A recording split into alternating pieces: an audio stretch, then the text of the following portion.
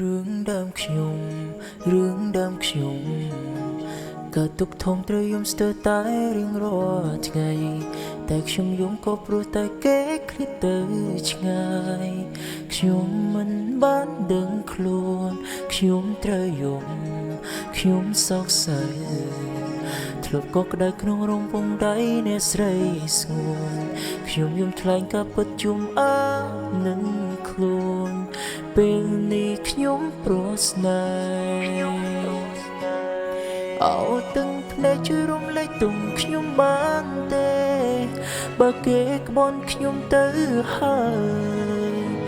បើសិនខ្ញុំយំតើអាចស្បើយជួយប្រាប់ខ្ញុំផងបើខ្ញុំយំតើអូនត្រឡប់មកវិញទេឬគេនៅតែបែកខ្នងហើយបើគេនៅតែបែកខ្នងខ្ញុំយំធ្វើអ្វី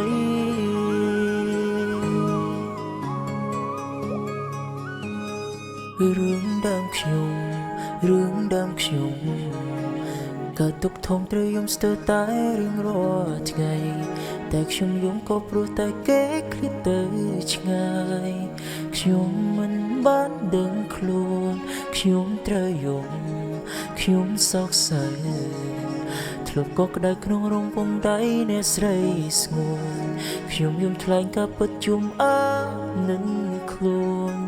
ពេលនេះខ្ញុំប្រស្នេហ៍អោទាំងភ្នែកជួយរំលែកទុំខ្ញុំបានទេ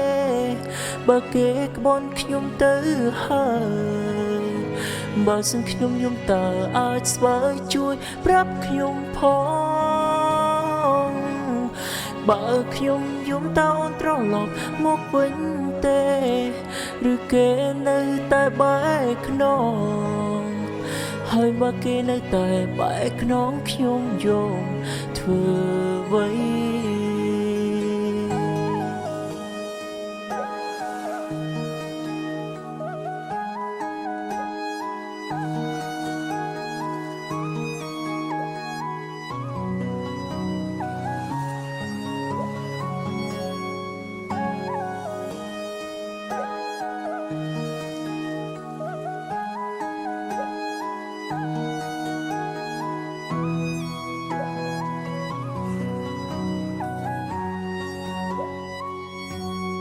អោទាំងភ្នែកជួយរំលែកទុំខ្ញុំបានទេ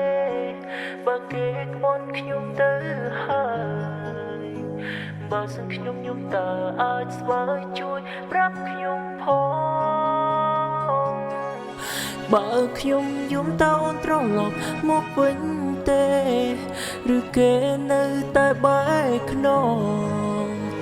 ហើយបើគេនៅតែបែកខ្នងខ្ញុំយំធ្វើអ្វី